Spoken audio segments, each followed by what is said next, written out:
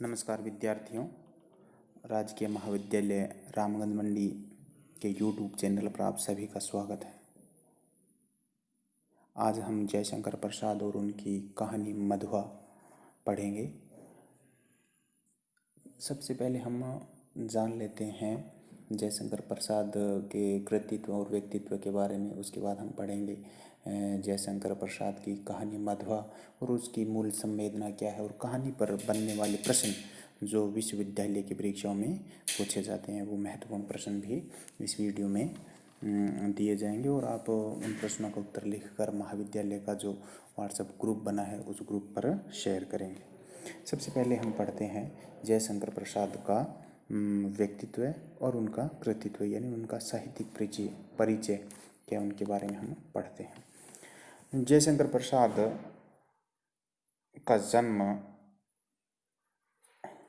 1889 में हुआ था। वे कवि, नाटककार, कथाकार, उपन्यासकार तथा निबंधकार थे और वे हिंदी के छायावादी युग के 4 प्रमुख स्तंभों में से एक हैं।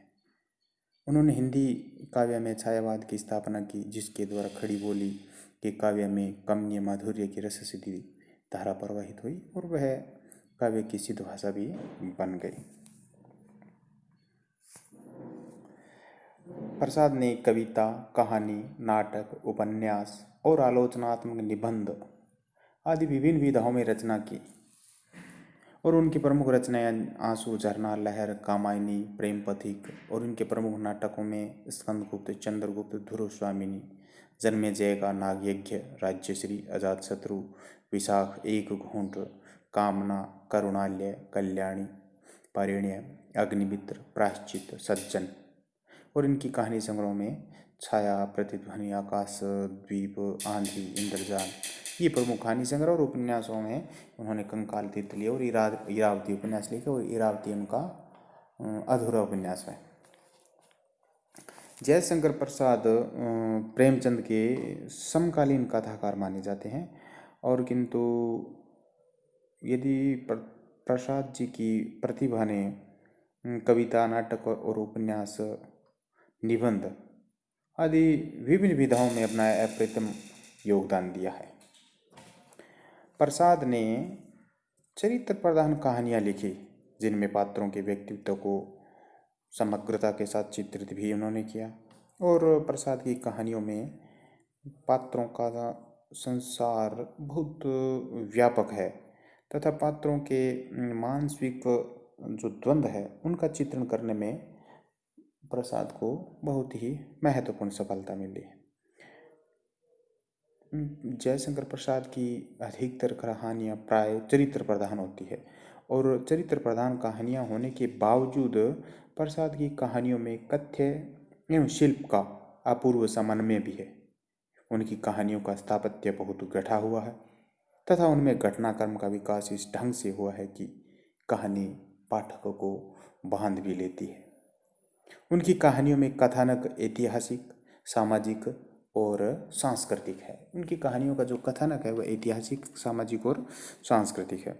और प्रसाद की कहानियों की भाषा भी कथ्य के अनुरूप होती है। जैसे देवस्त्र और आकाशदीप जैसी कहानियों की भाषा संस्कृत निष्ठ है, तो हमारे पाठ्यक्रम में लगने वाली मधुआ कहानी तथा एक अन्य कहानी गुंडा जैसी कहानियों की भाषा सरल और बोलचाल की भाषा है। और इनकी कहानी संग्रह में भी हमने पढ़ाई था, और प्रमुख कहानी संग्रह प्रतिध्वनि, छाया, इंद्रजाल, आकाशद्वीप और यही इनकी प्रमुख कहानी संग्रह है। अब हम जान लेते हैं कि जो हमारे पाठ्य पुस्तक में लगने वाली कहानी है, विस्तृत पूरा अध्ययन तो हम इसका नहीं करेंगे, लेकिन हम इस कहानी की मूल संवेदना के बारे में जानेंगे, कहानी का प्रमुख उद्देश्य क्या है इसके बारे में जानेंगे। और फिर हम पढ़ेंगे कि इस कहानी पर बनने वाले जो प्रश्न आपको दिए जाएंगे, और उन प्रश्नों का उत्तर लिखकर आप महाविद्यालय के जो व्हाट्सएप ग्रुप बना हुआ उस ग्रुप पर आप लिखकर भेजेंगे और उन प्रश्नों का मूल्यांकन किया जाएगा। और महत्वपूर्ण प्रश्न है जो विश्वविद्यालय की परीक्षाओं में पूछ लिए जाते हैं। हम पढ़ते हैं कहानी की मूल संवेदना क्या है। प्रसाद एक ऐसे कहानीकार हैं जो कहानी के रचाव पर बहुत अधिक ध्यान देते हैं। वे अपनी कहानियों में प्रेम, राष्ट्रभक्ति, त्याग, रहस्य की भावना, जैसे उदात्त भावों को व्यक्त करते हैं, इसलिए उनके पात्र भी बहुत समृद्ध व्यक्तित्व वाले होते हैं।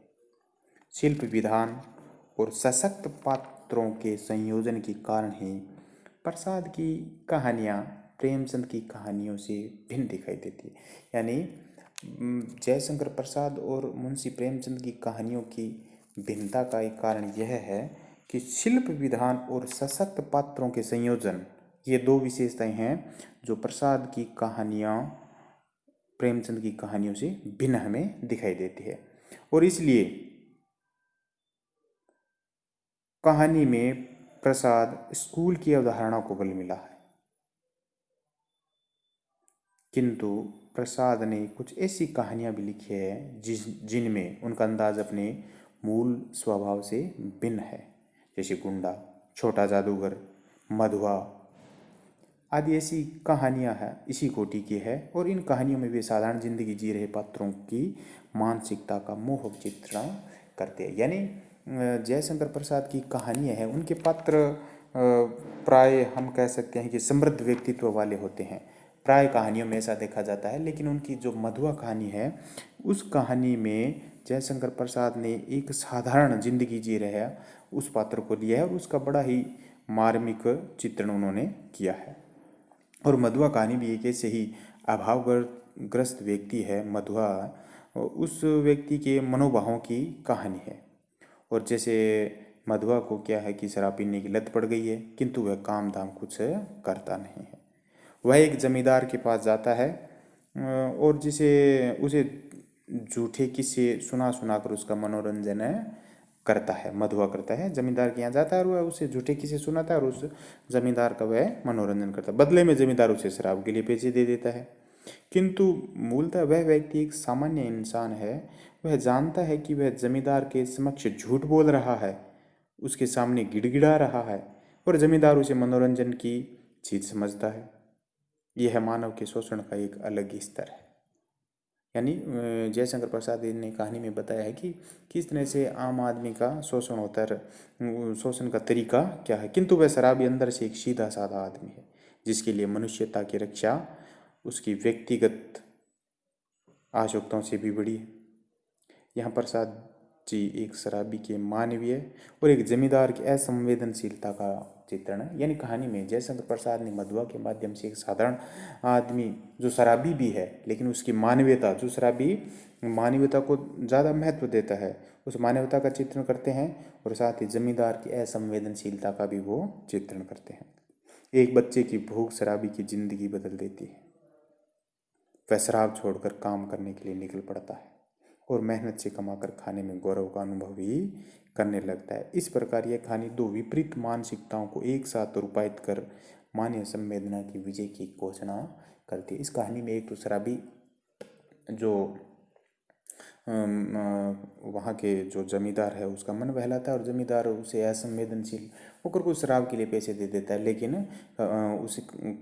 उसे एक भूखा बच्चा मिलता है और बच्चे की भूख वह शराबी मिटाता है और फिर उसके जीवन में परिवर्तन आता है और शराबी मेहनत करके खाने भी लगता है और उसे गौरव का अनुभव भी होता है। इस तरह की कहानी हम कह सकते हैं कि एक सामंतवादी मानसिकता और एक सामान्य व्यक्ति की मानसिकता जो मानवता को ज़्यादा महत्व देती है को दो साथ जयशंकर प्रसाद ने चित्रित किया है। और इस तरह यही कहानी की क्या है, मूल संवेदना है।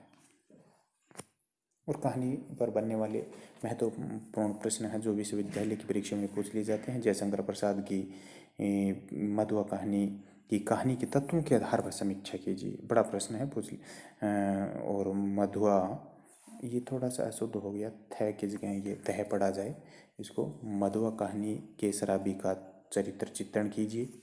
और अंतिम प्रश्न ये है कि मधुआ कहानी में प्रसाद जी ने जिस भाव को व्यक्त किया है उसे अपने शब्दों में लिखिए। ये 3 प्रश्न है, महत्वपूर्ण है। उन 3 प्रश्नों का उत्तर आप लिख करके महाविद्यालय का जो व्हाट्सएप ग्रुप बना है उसके ऊपर भेजें और उसी के आधार पर आपका मूल्यांकन किया जाएगा। बहुत बहुत धन्यवाद।